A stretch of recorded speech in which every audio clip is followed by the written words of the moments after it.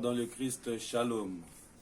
Nous sommes aujourd'hui le 18e dimanche du temps ordinaire de l'année A. Les lectures d'aujourd'hui, la première tirée du livre de 1 roi et l'évangile, tirée de l'évangile de Saint Matthieu, concentre notre attention à méditer sur l'épiphanie de Dieu, la manifestation de Dieu auprès de ceux qui croient en lui. Et la première lecture nous présente la figure d'Élie. Élie qui rencontre Dieu. Dieu qui n'était pas dans le vacarme. Dieu qui n'était pas dans les vents violents, mais Dieu qui était présent sous une forme d'une poussière de silence.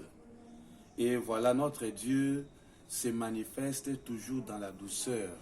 Notre Dieu ne se manifeste pas dans la force. Nous voyons la même image lors de la nativité de Jésus-Christ qui est venu ici au monde, qui est venu parmi nous en forme d'un enfant, sous une forme de faiblesse, dépourvu de force. C'est ça la logique de Dieu. Et c'est ce même Dieu qui nous invite. Nous qui voulons être à sa suite, nous devons adopter son attitude. Nous ne devons pas manifester notre force ou notre puissance pour écraser les autres, mais les découvrir dans le silence total. Et le prophète Élie en a fait cette expérience de Dieu. Dans l'évangile, Jésus se manifeste aussi aux disciples qui avaient peur du vent violent qui secouait la barque. Et ils voyaient en Jésus comme ils pensaient être en face d'un fantôme. Mais Jésus dit, c'est bien moi, ayez confiance, ne craignez pas.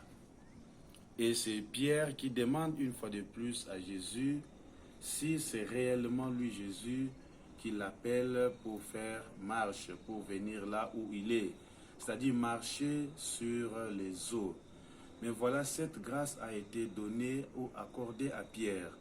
Mais il y avait manque de foi en la personne de Pierre, qui a douté, qui a hésité. Qu'est-ce que nous pouvons comprendre à travers ce doute ou ce manque de foi de Pierre? Cela peut nous faire comprendre notre processus chrétien ou le cheminement de notre vie chrétienne. Il y a des difficultés auxquelles nous allons faire face, les difficultés que nous allons rencontrer.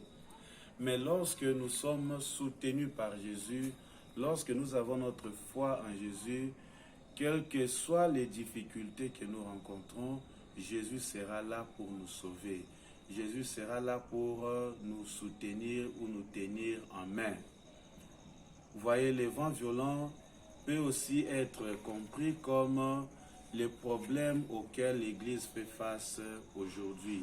Il y a pas mal de situations. Et voilà, la barque qui est l'image de l'Église ne chancellera pas ou ne chavira pas puisque Jésus est là, lui seul qui a cette force et ce pouvoir de calmer le vent et le vent lui obéit. Saint Paul, dans la deuxième lecture tirée du livre de l'épître de Saint Paul aux Romains, déplore l'attitude des Juifs. Les Juifs qui refusent de croire, qui refusent d'accepter Jésus-Christ qui est le Messie, l'envoyé de Dieu.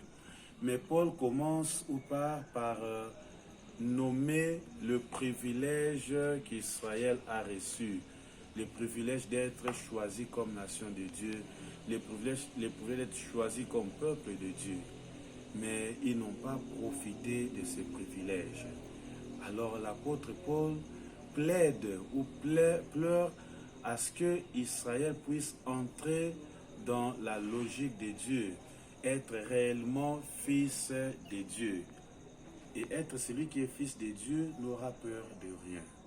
Voilà, chers frères et sœurs, ce que nous pouvons retenir comme message dans le texte aujourd'hui. Lorsque nous mettons notre foi, notre confiance à Dieu, rien ne nous ébranlera. C'est ce que le psaume 120 nous dit. Je lève mes yeux vers les montagnes, d'où me viendra le secours.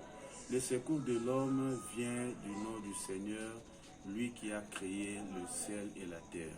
Bon dimanche à vous tous et que Dieu dans son amour nous bénisse, le Père, le Fils et le Saint-Esprit.